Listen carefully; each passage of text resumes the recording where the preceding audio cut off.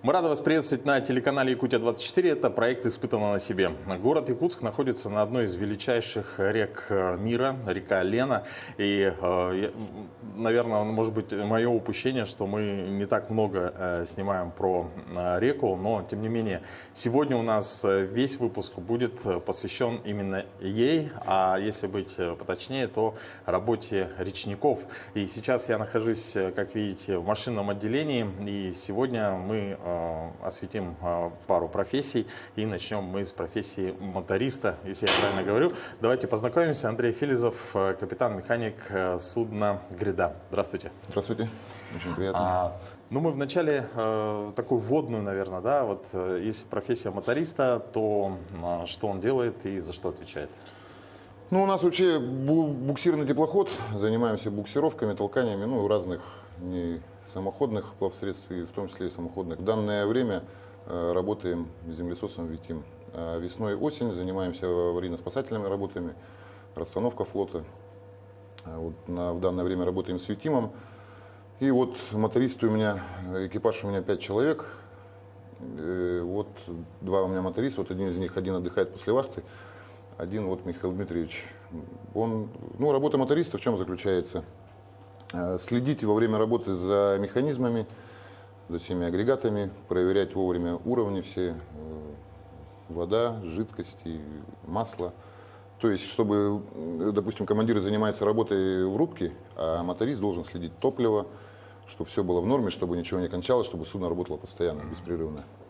Но вообще надо отметить, что самое первое удивление, которое вот я вообще ехал, думал, моторист это двигатели, да, это соляра, это масло, это, наверное, спецодежда. А мы сейчас находимся в таком светлом помещении, причем, друзья, обратите внимание, в тапочках, да? Скажите, это только на вашем судне так или это, вообще? Да нет, это на многих судах так. Люди, которые постоянно работают, следят за чистотой, за порядком, чтобы, самим же приятно работать в чистоте. Это, у нас единственное, это вот весенние месяцы, это март-апрель, конечно, нам приходится в мазуте походить, и на парах, на судне бардак, конечно же. Но потом, когда начинается эксплуатация, уже делаем все, содержим судно в идеальном состоянии, чтобы было самим приятно работать. Вот что касается именно вот этой части, да, здесь я вижу 2 огромных двигателя, да, и еще вот про этот можете рассказать, что это за двигатель? Да, это 2 главных двигателя, которые работают на винты. Вот это основной дизель-генератор, то есть он работает на генератор, вырабатывается напряжение. То есть по пароходу на бытовые условия, на лебедки, на все вот это. Есть и аварийный дизель-генератор. То есть, если вдруг этот выходит из строя, допустим, у нас есть аварийный дизель-генератор. Запускается, также работает, на напряжение выдает.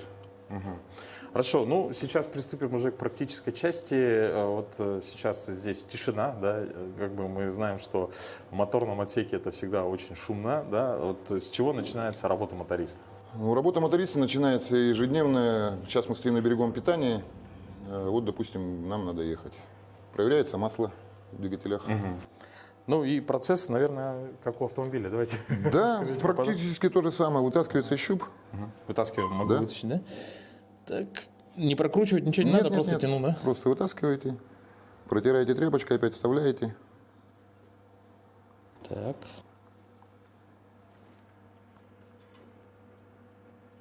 Аккуратненько. 2-3 секундочки держите. И вытаскиваете опять. Все, смотрим уровень. Все нормально. Все, да, вставим обратно. Вот эти 2 насечки, это нижний Да, уровень? это нижний уровень, это верхний уровень. Чуть больше, потому что масло маленько стекло, двигателя стояли системы. Сейчас система у нас заполнится, и как раз уровень будет. Хорошо, так. Обратно. Так, это первое действие, которое... Да, потом смотришь воду в наружном контуре. Здесь не тосол, проверяешь, как задвижка открытая за борт, наружный контур, чтобы вода за борт и уже охлаждение. И проверяешь воду во внутреннем контуре. То есть у двигателя есть 2 контура? 2 контура, да. Это внутренний контур, есть и наружный контур. Здесь же нету радиаторов, как у автомобиля, поэтому охлаждается наружным контуром. Так, правильно? Открыть Да, все? да, правильно. Смотрим. Все, вода есть. Потом, когда поднагреется, она маленько расширится. Поэтому чуть-чуть. Это такой расширительный бачок. Посмотрите, обратите внимание, да? Да, это водоводяной холодильник называется. Вот он холодильник, он встроенный, и расширительный бачок сверху. А я правильно понимаю, что в внутреннем контуре именно она для охлаждения самого двигателя? Самого двигателя, охлаждает? забортная охлаждает внутренний контур. Ага. Внутренний контур охлаждается вот забортной водой наружным контуром. Ну, вот мне как автомобилисту, как и большинство, наверное, наших телезрителей, интересно вот тоже посмотреть вот так воочию на такой большой двигатель. Ну, здесь вот, если я так в дизельных двигателях чуть-чуть как бы понимаю, то вот это топливный насос получается. Топливный насос да? высокого давления, да. Высокого давления. Вот этот трос идет в рубку. Это в рубку, да, это DAO, дистанционное автоматическое управление, это на обороты. Ну, регулируешь подачу топлива. Угу. И от этого идет ну, как Да, бы больше, либо больше, меньше. меньше. Вот эти, тут 4 фильтра. Да, и вот это топливные фильтра, тонкой очистки, вот это масляные фильтра. Масляные фильтры. В целом от пробега, от моточасов, да, зависит Да, замена? это около 500 моточасов и меняется. Масло меняется, фильтра меняются. 500 моточасов. Вот за сезон, например, вот ваш буксир сколько раз меняется? Ну, раза 3 меняем. Раза три Раза меняется. 3 меняем. Фильтра уже по мере смотришь, там по дымку. Подзабивается, когда фильтра уже по дымку смотришь, начал поддымливать, значит, ну, все. Все, Пришла пора сменить. Здорово. Понял. То есть свои уже такие лайфхаки Да, есть, да. да? Свои приметы. Так, но сейчас мы находимся, это, можно сказать, правый двигатель, да? Это правый Правильно? двигатель. А какая вот у него мощность? Я вижу, что тут раз, два, три, четыре, пять, 6 цилиндров, да? Да, 6 цилиндров, мощность у него 225 лошадиных сил, 161 в киловатт. Ну, на флоте считается в киловаттах, поэтому 161 киловатт по мощности. И точно такой же идентичный, только левого вращения двигатель. Ну, так как у вас судно это буксир, да, то есть это двигатели тут стоят гораздо мощнее, чем на обычном судне Ну да, требуется, да? да, двигатель мощнее, редуктор рассчитанный такой на тягу, чтобы упор у него был. Чтобы что-то толкать, чтобы что-то буксировать. Так, ну этот у нас двигатель поменьше, 4-цилиндровый, как видите, щуп поменьше. Также протираем, ставим, ждем немножко. И так, уровень. Уровень. Все. Так, ну теперь мы убедились, что масло у нас в уровне, вода в внутреннем контуре есть, и можем. Приступать к запуску. Включается обычно, начинаешь запуск с левого. Вот включается маслопрокачка. И давление должно в систему нагнаться.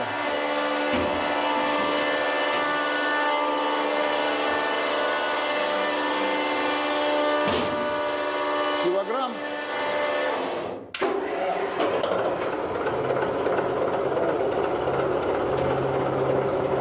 Такой приятный звук. То же самое здесь. Испытано на себе. Вот. Ну, а вот малое машинное отделение. Что здесь есть и чем оборудовано? Так, ну как я говорил, уже аварийный дизель-генератор. Потом это вот топливный танк на 10 тонн. 10 тонн солярки, да? 10 тонн солярки. Вот это водогрейный котел, это вот осенью мы пользуемся. Ну и летом, когда на воду, на бытовые нужды. Он тоже на соляре работает? Да, тоже на соляре. То есть, холодно становится, выключаешь, и система отопления по пароходу везде сделана, и он уже прогревает осенью тепло.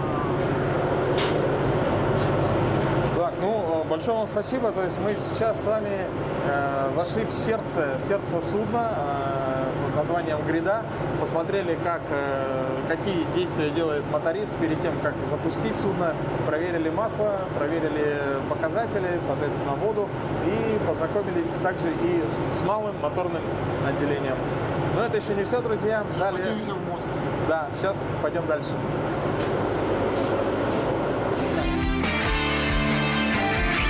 Испытано на себе. Так, мы сейчас уже в рубке. Здесь очень хороший обзор, да, сразу и назад, и вперед. Ну, понятно, что капитан корабля должен видеть все вокруг. Можно рассказать поподробнее? Вот я думаю, что мало кто из наших телезрителей когда-либо бывал в рубке. Вот это рулевое управление, вот это штурвал, это аварийный штурвал, а работает он на гидравлике. Аварийный штурвал это где? Вот аварийный штурвал. Вот это аварийный. А Вдруг основной? выходит из строя рулевое управление гидравлика. Вот так вот ставишь на стопор и уже крутишь штурвалом тогда. А основное вот. То есть обычно управление идет вот так вот. Да. То есть капитан. Нет, уже не крутит. А вообще вот хотелось бы спросить, вот это же еще с самых древних таких времен, да, идет вот именно такой тип штурвала. Ну да, да. Это дань традициям или это действительно обусловлено Ну, это... практическим каким-то Ну и применением? практическое применение, потому что бывало, что выходило из строя у нас рулевое управление, помогал. То есть, в целом, обратите внимание, друзья, скорее всего, ну, это мои догадки, у меня, может быть, если застопорить, то если был бы маленький штурвал, то было бы сложно проворачивать. Да, чем, то есть больше штурвал, тем больше и удобнее. и удобнее крутить. Ага. да, крутить его. Здорово. Вот это радиостанции УКВ, с которым связываемся. Вот это вот, где вот вы смотрели тросики, вот эти вот это выходят вот, да, управление двигателями. Это реверс и обороты двигателей. И в целом, когда судно в работе, да, идет, сколько человек здесь обычно находится? Ну, обычно вахта 2 человека. Допустим, здесь либо я, ну, смотря чья вахта, либо я нахожусь, либо старпом, здесь за управлением моторист, в основном машинное отделение, палуба. И судно может работать как Круглосуточно, круглосуточная да. работа. То есть вахту отстояли, я ушел отдыхать, стал старпом за управление опять старпом. Такой же судоводитель, но младшей должностью, на ступеньку на одну меньше. Будущий капитан тоже. Вот Также он вахту отстоял, ушел отдыхать, я встал за управление. Также и мотористы меняются. У нас только повар круглосуточно работает. повар круглосуточно работает. Тяжелая работа у повара. Тяжелая работа. Если сейчас у нас вот, ну, идут уже выпускные, да, вот в целом для многих выпускников, вот, кто абитуриенты, да, вот, чтобы, например, ну, определяется кто-то, может быть, сейчас с профессией, да, вот, чтобы стать, допустим, капитаном корабля, да, старпомом, это что нужно закончить? Ну, нужно закончить изначально, конечно, это якутское речное, ну, не обязательно там, ну, вот здесь, если у нас по Якутии говорит, наше якутское речное училище, это наш альма-матер, все командиры, кто здесь работают, комсостав, это все, естественно, заканчивали наше якутское речное училище. Нужно закончить речное училище, но, естественно, быть на практиках, работать, то есть изначально начинать с мотористов. Вообще флот это такая, ну, ниша деятельности, да, скажем, такая сфера деятельности, где невозможно стать начальником, не пройдя с низших ступенек. То есть все от матроса до капитана. Ты не станешь капитаном, если не пройдешь полностью весь путь. То есть тебе нужно там несколько лет поработать матросом, мотористом, потом третьим помощником год-два, вторым помощником год-два, старпомом там 3 года отработать, чтобы потом стать капитаном. То есть люди, которые стают старпомами уже, капитанами, то есть это люди с определенным опытом, с накопленными знаниями уже. То есть капитан корабля, вот вы обратили внимание, сейчас мы были в моторном, да, отделении, и Андрей Николаевич нам все четко показал, рассказал. То есть вы со всем этим уже все это прошли, Конечно. весь этот путь до капитана корабля. Ну что, большое вам спасибо. Я думаю, сейчас еще, наверное, в течение программы мы с вами встретимся, потому что у нас это еще не все. Сейчас, как вы сказали, начинается начальный это матрос, да? Да. Вот сейчас я побуду в роли матроса. Испытано на себе. Раздеваемся, поехали. Сейчас, друзья, мы посмотрим, как производится отход судна от берега. Отчаливание, да, правильно? Отход. Отход.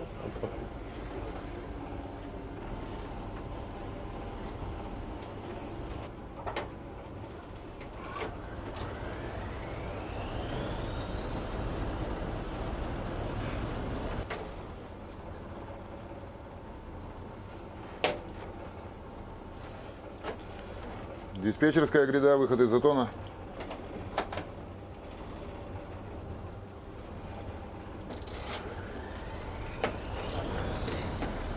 Гряда, добро, выходите.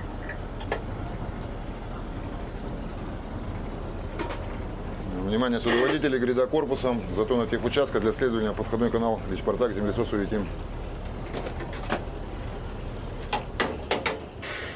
Висим. Замерим мне глубину на понтоне концевом. Глубина правой 3 метра. Левой тоже где-то больше 3. Отлично. В затоне слишком нельзя газовать. Тихий ход, поэтому ход. Да, оборотов много не даем. Вот, обратите внимание, друзья, вот стрелка идет, да, то есть можно по градусам, да, определять Да? угол поворота. Под нами сейчас 10 метров. 10 метров глубины. Ну, еще раз убеждаюсь, что здесь из капитанской рубки, да, вид просто шикарный. Ну, сложно описать, наверное, словами. А вообще вот бывает, идет судно, и вы наслаждаетесь видами? Или уже это как привычно, как это для уже- водителя дорога? Да, это как, да, вы правильно сказали, это как для водителя дорога, как бы, оно уже просто фоном проходит незаметно. Ну, рабочие будни. Да-да-да. Ну, самое главное, это, конечно, держать фарватер и так далее. Вода вроде бы начала падать, да, с этого Вода дня? потихоньку начала падать, да. А так вода большая, потому что, не знаю почему, видимо, из-за холодного лета, может быть, дожди. Ой. В этом году вообще воды много. И отсюда обратить внимание, вот, нос судна, вот, нужно только, вот, ну, если, чтобы увидеть, надо приподняться немного. А правильно я говорю, осадка судна, да? Или как? Осадка. Сколько А у него метр осадка. метр всего? Метр, ага. А, то есть он такой Мелкосидящий, да. Ну, По это, мелкой воде он тоже может проходить. Пароход такой, который, это можно сказать, как, ну, грубо если выразиться, речной трактор. речной трактор, вездеход. А у него винты, они как бы втоплены в сам корпус, да? Как бы водомет. Нет, это не водомет. Не водомет? У него просто насадки. Насадки, и винт находится в насадке. Так, ну что, сейчас мы уже вышли из Затона, да, на саму реку. Сейчас самое время познакомиться с профессией матроса. Испытано на себе. Ну что, сейчас мы находимся на носу судна, да, правильно? И познакомьтесь, старший помощник Александр Сулинский. Александр, приветствую. Так, ну, в рамках нашей программы сейчас, пока мы идем по реке, я должен испытать на себе должность матроса. Что входит в его обязанности? В обязанности матроса входит, так как вот мы, если к берегу подходим, заделки, разделки, уборка палубы, запитывание за берег, ну и так по мелочи, что вот командир увидит, скажет, вот теми он должен заниматься, беспрекословно исполнять приказы командира, вот, который именно вахтенного начальника, который сейчас находится за рулями. Так, Руслан, ну как раз сейчас будете работать у нас матросом, у нас вот палуба чуть-чуть грязновато стала, вот вам экипировка. Сейчас пойдем возьмем метелочку и будем подметать. А в целом у вас, ну вот мы общались за кадром, да, то есть штатное расписание, оно как бы у вас матросов как такового в понятии нет. Да? Нет. У нас вот именно теплоход, в нашем членов экипажев не входит матрос, так как нет нужды в этом. Ну, экипаж маленький, там всего лишь 5 человек получается. И нам как бы матрос не нужен особо. А всеми палубными работами именно занимаются мотористы рулевые. Вот они заделываются, разделываются, убирают палубу, моют палубу.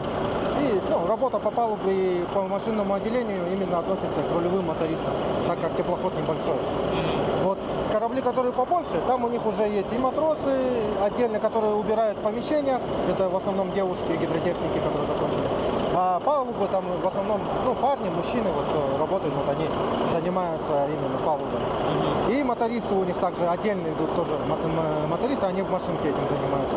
Они уже не выходят на улицу и не занимаются палубными работами. Если не какой-то там серьезный аврал какой-нибудь произошел, авария, вот тогда там уже все задействуются, абсолютно все. Начиная с поваров, заканчивая командиром, капитаном, всеми. Вся команда работает. Да. А так как именно палубой занимаются, вот так как у нас нет матросов, занимаются рулевые мотористы. Вот, уборка, приборка, вот этим всем занимаются мотористы. Так как вот у нас орудие труда, берем щеточка и потихоньку начинаем с нижней стороны и вот до кормы подметаем. Сметаем и... Да, сметаем можно прямо вот так потихоньку подметать. Так, ну что, так, с чего начать? Вот так вот. Если неправильно буду делать, вы подскажите. Да нет, все правильно, по крайней мере. Ну вот это я умею. Это...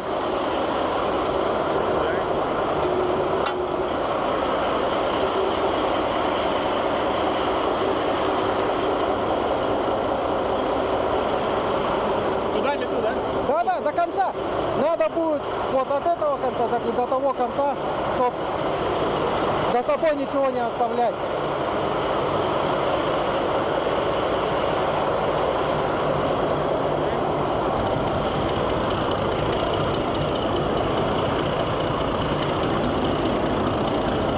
Здесь есть технологические отверстия специально для этого. Вот это введение, вот когда дождь, чтобы вода не скапливалась, мусор не скапливался, вот он, можно туда прям свистать. И вот туда. Да.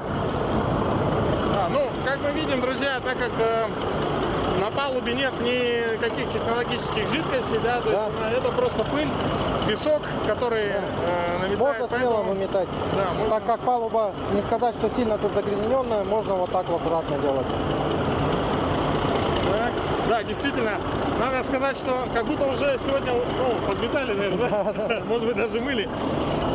Но, тем не менее, нет предела совершенства. Тут, видите, не везде они маленькие-маленькие, тут бывают отверстия. То есть, да, надо смотреть. Да, смотреть, вот где-то есть побольше, вот где именно точно. Побольше, туда подметать.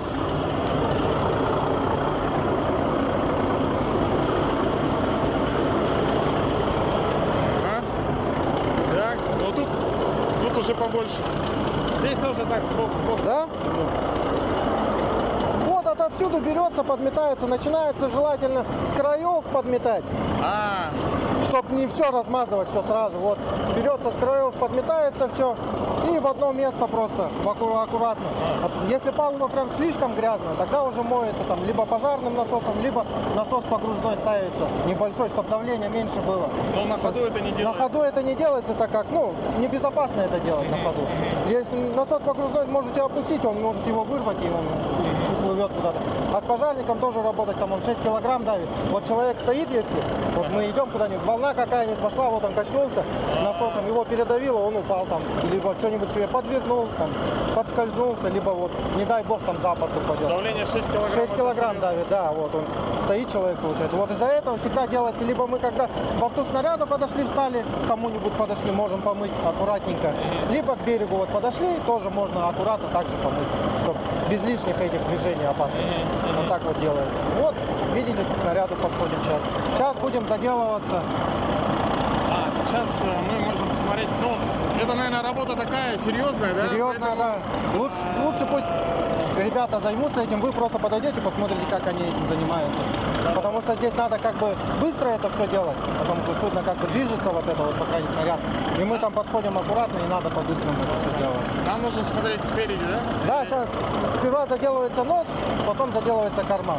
С этой стороны, этой кормой будем Да, ходить. вот здесь будем заделываться. Сейчас капитан развернется, застанет, либо, обычно разворачиваемся, заходим, либо кормой спускаемся вниз. Вот они троса, видите, сейчас набитые они стоят. Мы когда подходим, они их опускают, чтобы мы могли к снаряду безопасно подойти. Если они будут натянутые стоять, мы можем об них зацепиться либо насадками, либо перьями, и можем повредить себе что-нибудь. Вот чтобы этого не было, вот они приспускают троса чуть-чуть, слабину дают, чтобы мы спокойно могли безопасно подойти к снаряду. И вот это происходит. Вон, видите, буйки лежат, это вот якоря там лежат. Вот, вон вдали тоже лежат, вот буек, вон буек. Это все... Это все якоря лежат. Здесь под нами сейчас троса идут. А к этим тросам якоря зацеплены. И вот эти вот, получается, предупреждают то, что вот эти буйки, если лежат, значит там якорь лежит уже от снаряда.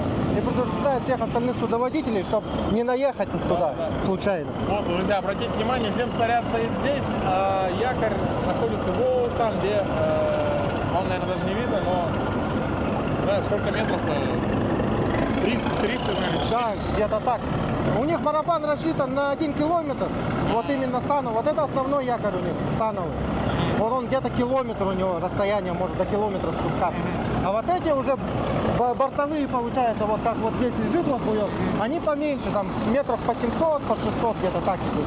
Но это вам лучше расскажет, конечно, сам командир снаряда, он вам все расскажет буквально. Так, а вот сейчас мы наблюдаем именно чем занимаются матросы.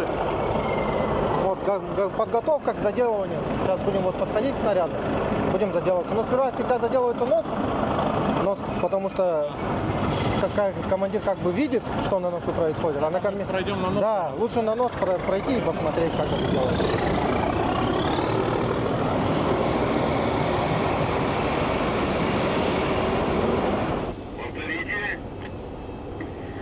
Вот сейчас с этого борта будут заделываться. Вот застойки стоят. Это мы тут не мешаем? Не-не, мы сейчас отойдем просто в отойдем. сторонку, чтобы он... Так вот, да?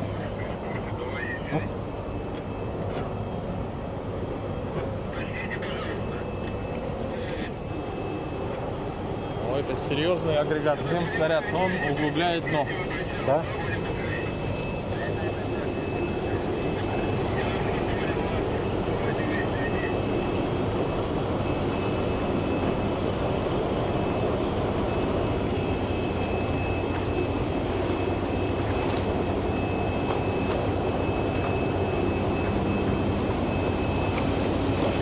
Зато железный.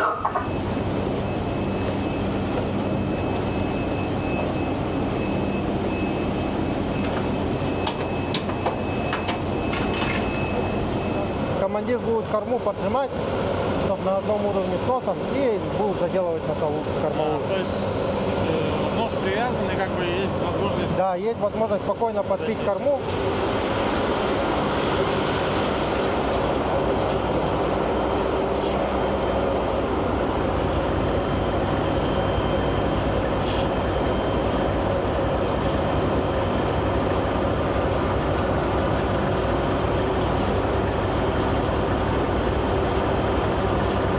Вот, я говорю, специально ставим кранцы, резиновые колеса, чтобы не биться дерево об металл. Если вот так биться будем, вот этот привальный брус ломается очень быстро. Так как кранцы висят, вот эти резиновые колеса, получается, по всему борту, удар мягче получается, и привальники не так часто меняются, и ремонтируются не так часто. Вот для этого специально вешают вот такие кранцы. по так всему борту. привальник это расходный такой материал, да? Да, очень быстро меняю. Раз в год, грубо говоря, можно менять, если нету вот таких кранцев. Ясно. Потому что пару раз вот так ударишься об борт, и они разлетаются очень быстро. Так, друзья, сейчас судно уже пришвартовано, и у нас есть возможность не просто подмести палубу, а ее помыть, что тоже входит в обязанности матроса.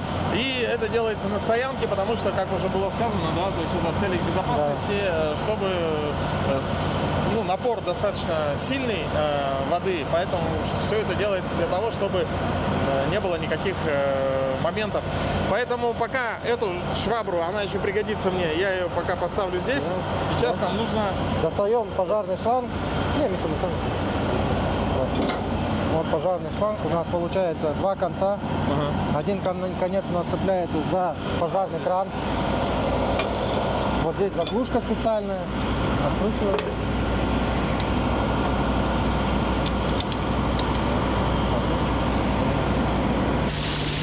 О, так, более-менее.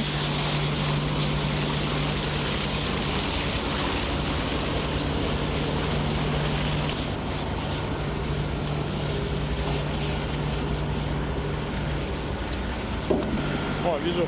А так в целом вот эти лужи мы должны убрать, да? Да, вот получается, после того, как вы его щеткой протерли все, заново все палубу споласкиваем, то, что вот разводы остались. И потом уже, когда пожарник отключает, уже вот эти лужи сгоняем вот по технологическим отверстиям, чтобы палуба сухая была. Все, понял. После того, как разогнали воду с палубы, в пожарном рукаве остается вода. Вот ее тоже надо согнать. Получается, с верхней точки, вот где к крану мы зацепили, Да. вот получается, мы вот этот шланг сам ближе к технологическому отверстию подносим, чтобы вода стекала туда. И получается, оттуда начинаем приподнимать шланг к себе. Получается, приподнимаете на себя.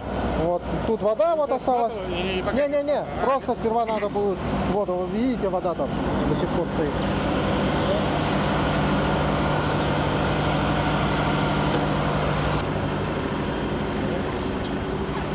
Все. Шланг стал легкий. Да. Вот после того, как воду согнали со шланга, с рукава, надо его сушить. Вот берем рукав, получается, Берем. тащим его сюда повыше.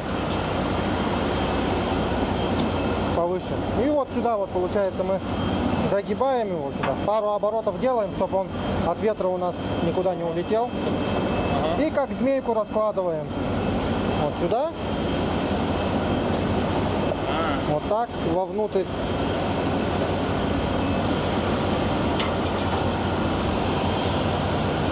сколько по времени уходит на, ну, чтобы просушилось, так, солнечную погоду? В солнечную погоду, ну, грубо говоря, ну, полдня где-то может уйти. Полдня сушится. Да. Если вот такая погода, ну, да, где-то полдня примерно, плюс-минус так и уходит. После того, как он просох, ну, его скручивают, естественно, и обратно на свое место штатное. И все. Вот так и происходит. Да, ну, друзья, как в целом мы снимали испытывали на себе про пожарных. Там тоже я помню, что примерно те же ощущения. То есть, ну, скорее всего, с автомобиля давали не полный напор, да, но тем не менее, даже я один раз там не смог удержать. Но в любом случае тоже большое давление здесь идет. И в целом вы видели, что сначала с насадкой попробовал, но так как я новичок, поэтому насадку сняли и уже без насадки гораздо, ну, проще как бы все это делается. Вот. Ну, как видите, себя почувствовал в роли матроса, поэтому, Александр, большое спасибо. Вам спасибо, что приехали. И, конечно, показали вам то, что я могу делать как новичок, да, то есть, ну, подмести палубу, помыть палубу, но, как видели, есть также такие серьезные работы, как швартовка, и не отшвартовка, а как называется? Разделка. Разделка. А чтобы пришвартоваться, это заделка. Да. Заделка и разделка. Вот, тоже, как видите, свои профессиональные термины есть, поэтому благодарим